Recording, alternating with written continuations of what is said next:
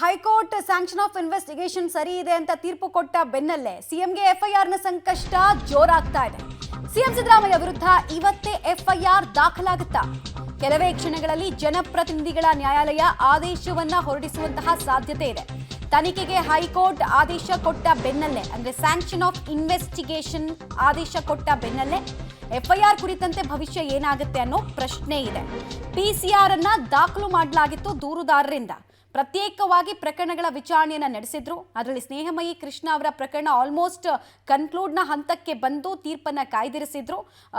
ಇಲ್ಲಿ ತೀರ್ಪು ಕೊಡದೇ ಇರೋದಕ್ಕೆ ಈ ಹಿಂದೆ ಮಧ್ಯಂತರ ತಡೆ ಇತ್ತು, ಅದು ನಿನ್ನೆ ತೆರವಾಯಿತು.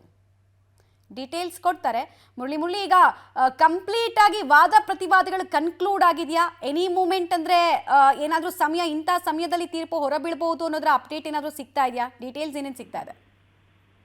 ಖಂಡಿತವಾಗಿಯೂ ಮಮತಾ, ಯಾಕಂದ್ರೆ ಕೆಲವೇ ಕ್ಷಣಗಳಲ್ಲಿ ಇದರ ಬಗ್ಗೆ ಆದೇಶ ಬರುವಂತ ಸಾಧ್ಯತೆಗಳು ತೀರಾ ಅತಿ ಹೆಚ್ಚಾಗಿರುವಂತದ್ದು. ಯಾಕಂದ್ರೆ ಪ್ರಮುಖವಾಗಿ ನಿನ್ನೆ ನಡೆದಂತ ಹೈಕೋರ್ಟ್ನ ಆದೇಶ ಏನಿತ್ತು, ಆದೇಶದ ಪ್ರತಿಯನ್ನ ಇವತ್ತು ಜನಪ್ರತಿನಿಧಿಗಳ ನ್ಯಾಯಾಲಯಕ್ಕೆ ಕೊಟ್ಟಿರುವಂತದ್ದು. ಜೊತೆಗೆ ಜನಪ್ರತಿನಿಧಿಗಳ ನ್ಯಾಯಾಲಯದ ಸಂದರ್ಭದಲ್ಲಿ ಅಂದ್ರೆ ತೀರ್ಪಿನ ಪ್ರತಿ ಕೊಡೋ ಸಂದರ್ಭದಲ್ಲಿ ಹೈಕೋರ್ಟ್ ಏನೇನನ್ನ ಪರಿಗಣನೆಗೆ ತೆಗೆದುಕೊಂಡಿದೆ. ಜೊತೆಗೆ ತನಿಖೆಯನ್ನ ಅನಿವಾರ್ಯ ಅನ್ನೋದ್ರ ಬಗ್ಗೆನೂ ಕೂಡ ಹೈಕೋರ್ಟ್ ತನ್ನ ಅಭಿಪ್ರಾಯವನ್ನ ವ್ಯಕ್ತಪಡಿಸಿದೆ.